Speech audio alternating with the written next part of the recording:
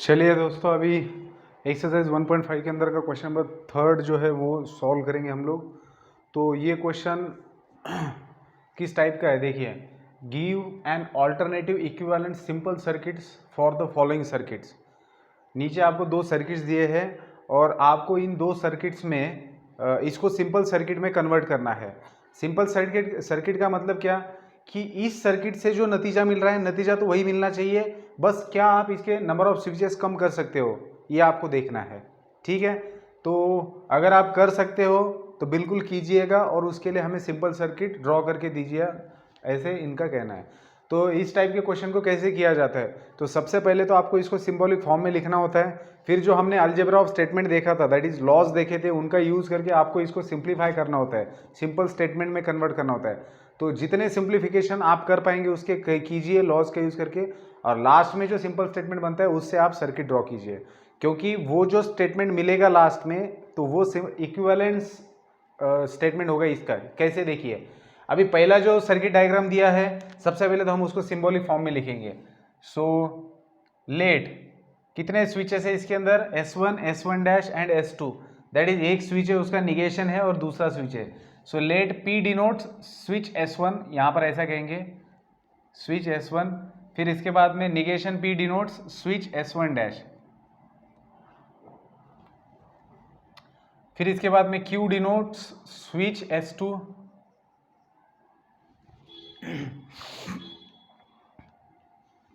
अब करना क्या है बेटा, इसको सिंबॉलिक फॉर्म में लिखना है। Therefore symbolic form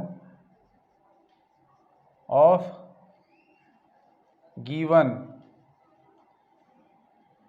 symbolic form of given switching circuit, या फिर सर्किट बोलिए, फॉर द गिवन बोलिए, symbolic form for the given circuit is, तो ये आएगा P एंड ब्रैकेट के अंदर आएगा निगेशन P और Q। ठीक है, तो ये इसका सिंबॉलिक फॉर्म है। अब हम क्या करेंगे, एक बार सिंबॉलिक फॉर्म लिख लिया, अब हम लोग लॉज यूज करेंगे और उन लॉज की हेल्प से क्या इसको इन देखो सिंप्लीफाई करने का मतलब क्या, हमारे पास अभी 3 स्विचेस दिख रहे हैं, तो क्या सिंप्लीफिकेशन से हम इसको 2 स्विच में, एक स्विच में कन्वर्ट कर सकते हैं क्या, बस यही देखना है। तो यहाँ पर क्या किया जा सकता है, बाहर एंड है अंदर और है, लॉजिकल कनेक्टिव, तो ये डिस्ट्रीब्यूटिव प्रॉपर्टी की तरफ हमें लेके जा रहा है, तो बिल्कुल इसको अप्लाई करेंगे। So this logical statement is logically equivalent to, मैं यहाँ पर 3 हॉरिजॉन्टल डंडियाँ निकाल रहा हूँ, 3 हॉरिजॉन्टल लाइन से, तो इसका मतलब क्या होता है, इसका लॉजिकल स्टेटमेंट, लॉजिकल इक्विवेलेंस मैं नीचे लिख रहा हूँ बाय यूजिंग लॉज। तो ये ऐसे क्वेश्चन हम लोगों ने पहले भी सॉल्व किए हैं। So distribution P and negation P, फिर यहाँ पर आएगा और नेक्स्ट ब्रैकेट में आएगा P एंड Q, और रीजन क्या आएगा, since by distribution, since by distribution law, since by distribution law.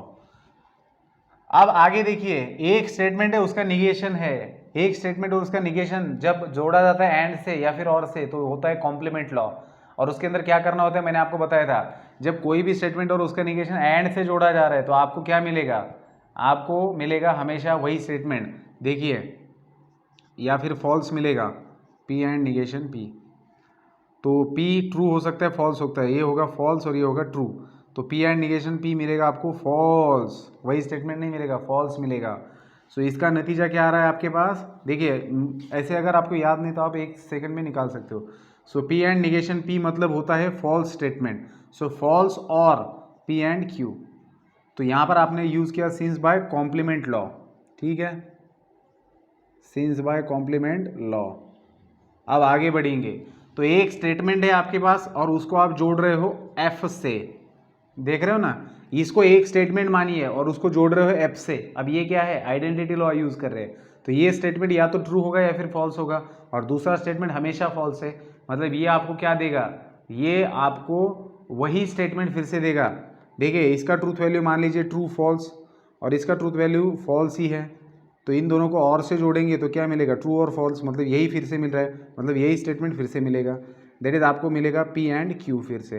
तो यहाँ पर लिखेंगे since by identity law, identity law. ठीक है, ये क्वेश्चन 4 मार्क के लिए पूछा जाता है बेटा बोर्ड के एग्जाम में, और CET में तो ऐसे ही पूछा जाएगा 2 मार्क्स के लिए। तो सर्किट दिया जाएगा और इसका सिंपल सर्किट कौन सा है बताएंगे आप, मतलब नीचे भी 4 ऑप्शन में सर्किट ही रहेंगे। तो ये बन गया सिंपल, मतलब पहले आपके पास 3 सर्किट थे और उनमें से भी अरेंजमेंट कैसे था, 2 सर्किट पैरेलल में थे और वो दोनों एक के साथ में सीरीज में थे। अब बहुत सिंपल अरेंजमेंट बन गया है। सो देयरफॉर आप यहाँ पर लिख सकते हो therefore equivalent circuit, therefore equivalent circuit for the given circuit is as follows. ठीक है, तो नीचे मतलब जो दिया गया सर्किट है उसका इक्विवेलेंट सर्किट अब हम इससे लिखेंगे। तो क्या दिख रहा है आपको दिख रहे हैं बस 2 स्विचेस जो कि सीरीज़ में जोड़े गए हैं। ठीक है, तो इन 2 स्विचेस को आप लोग जोड़ रहे हो सीरीज़ में। ये बैटरी है आपका, ठीक है। सो प्लस और माइनस यहाँ से आएगा यहाँ तक। तो ये है आपका S1 स्विच, ये है S2 स्विच। तो इस तरीके से आपने इसका सिंपल सर्किट निकाला है। ठीक है बेटा, तो इस क्वेश्चन को इस तरीके से सॉल्व करेंगे तो आपको पूरे मार्क्स मिल जाएंगे। पहले तो सिंबॉलिक फॉर्म में कन्वर्ट करने के लिए कुछ मार्क होते, फिर सिंप्लीफिकेशन के लिए कुछ होते और सही सर्किट निकालने के लिए। तो ठीक है, इसके अंदर कुछ ज़्यादा था नहीं, तो ये 3 मार्क्स के लिए पूछा जा सकता है। देखो ये कैलकुलेशन अगर ज़्यादा लेंदी हो गया तो फिर वो पूछा जाता है, यहाँ तक 1 मार्क मिलता है आपको, फिर यहाँ से आगे जितना लंबा होगा उसको 2 मार्क हो सकते हैं, 1 मार्क हो सकता है। जैसे यहाँ पर ज़्यादा नहीं था तो इसको 1 मार्क ही दे सकते हैं। अगर लंबा सिंप्लीफिकेशन रहा तो उसको 2 मार्क्स रहेंगे और लास्ट में करेक्ट सर्किट निकालने के लिए 1 मार्क, ऐसे 4 मार्क के लिए भी पूछा जाता है। तो अभी सेकंड वाला हम लोग सॉल्व करते हैं। ठीक है, सो सेकंड के अंदर कितने स्विचेस है, S1 S2 S3 है, तो 3 स्विचेस है। तो S1 और S2 को तो हम लोगों ने डिनोट किया है, उसी तरीके से निगेशन क्यू को भी डिनोट कर देते हैं। S2 डैश है ना, तो ये डिनोट कर रहा है स्विच S2 डैश को। और फिर हमारे पास तीसरा स्टेटमेंट भी है तो उसको भी डिनोट करेंगे। यहाँ पर ऊपर करता हूँ मैं, late R denotes switch S3, और यहाँ पर negation R denotes switch S3 dash. ठीक है, सो सिंबॉलिक फॉर्म क्या आएगा आपके पास, ये देखेंगे हम लोग।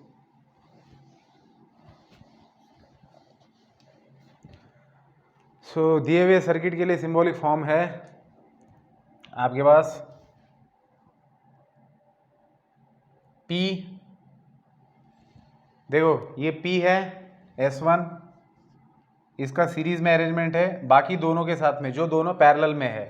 तो S2 मतलब Q वो पैरेलल में है R के साथ में। अब ये जो पूरा है तिगड़ी है, ये 3 स्टेटमेंट है, ये पैरेलल अरेंजमेंट में है किसके साथ में, तो S3 डैश मतलब निगेशन R, फिर वो सीरीज में है S2 डैश मतलब निगेशन Q, और फिर वो सीरीज में है किसके साथ में, S1 मतलब P के साथ में। तो ये कुछ ऐसा है, क्योंकि ये 3 स्टेटमेंट है सीरीज में और ये इस तरीके से हमने इसका सिंबॉलिक फॉर्म लिख दिया है। अब बेटा इसका लॉजिकल इक्विवेलेंस ढूंढना है, सिंप्लीफाई करना है। ठीक है, तो कैसे किया जाएगा, चलिए सबसे पहले मैं इसको एज इट इज लिख देता हूँ, P एंड Q और R को। ठीक है, और अब यहाँ पर थोड़ा सा हमें देखना है कि ये निगेशन जो दिख रहा है आपको, इस निगेशन को अगर मैं बाहर ले लेता हूँ डी मॉर्गन्स लॉ अप्लाई करके, तो अंदर क्या हो जाएगा, निगेशन ऑफ R एंड की जगह आएगा और Q, मतलब मैंने उल्टा डी मॉर्गन्स लॉ अप्लाई किया है। इन जनरल ऐसे दिया हुआ रहता है उसको हम खोल के ऐसा लिखते हैं, यहाँ पर खोला हुआ है उसको हमने बांध दिया है फिर से। ठीक है, मतलब सिकुड़ के रखा है उसको कॉम्पैक्ट करके, और ये and P as it is. ठीक है, सो अभी यहाँ पर अगर आप देखेंगे तो इसको मैं एज इट इज़ लिखूँगा P एंड Q और R, और देखिए अब क्योंकि ये एंड है तो कॉम्यूटेटिव प्रॉपर्टी होल्ड होती है, तो मैं P को पहले लिख देता हूँ। सो P एंड ये निगेशन, और ये जो R एंड Q है तो इसको भी कॉम्यूटेटिव अप्लाई करता हूँ, यहाँ पर Q और R लिख देता हूँ। ठीक है, सो यहाँ पर मैं रीजन लिखूँगा since by De Morgan law, since by De Morgan's law, फिर नीचे आएगा यहाँ पर सिंस बाय, यहाँ पर डी मॉर्गन आ गया, फिर यहाँ पर आएगा ये जो भी आपने लिखा है since by commutative law, since by commutative law. ठीक है, चलिए आगे बढ़ते हैं अभी हम लोग। This is logically equivalent to, अब आपको देखना है, देखो अब डिस्ट्रीब्यूटिव लॉ उल्टा अप्लाई करने जा रहे हैं। डिस्ट्रीब्यूटिव लॉ में क्या होता है, आपके 3 स्टेटमेंट जो होते हैं वो सिकुड़े हुए फॉर्म में होते हैं, हम उसको फैलाते हैं डिस्ट्रीब्यूशन करके। अब यहाँ पर ये ऑलरेडी फैल चुके हैं। ये कैसे, मैंने आपको जब अलजेब्रा ऑफ स्टेटमेंट पढ़ाया था तभी भी मैंने आपको बताया था कि आपको इस चीज़ की तरफ ध्यान देना है कि रिपीटेशन किसका हो रहा है। देखिए यहाँ पर P रिपीट हो रहा है और एक लॉजिकल कनेक्टिव भी रिपीट हो रहा है, तो इसका मतलब क्या है, जो रिपीट हो रहा है उसको बाहर ले लो कॉमन में, तो P और एंड को आपने कॉमन में ले लिया। अब ब्रैकेट में क्या बचेगा, Q और R, ठीक है। फिर ये जो बीच वाला सिंबल होता है वो यहाँ पर आता है, और यहाँ पर क्या है, निगेशन Q और R।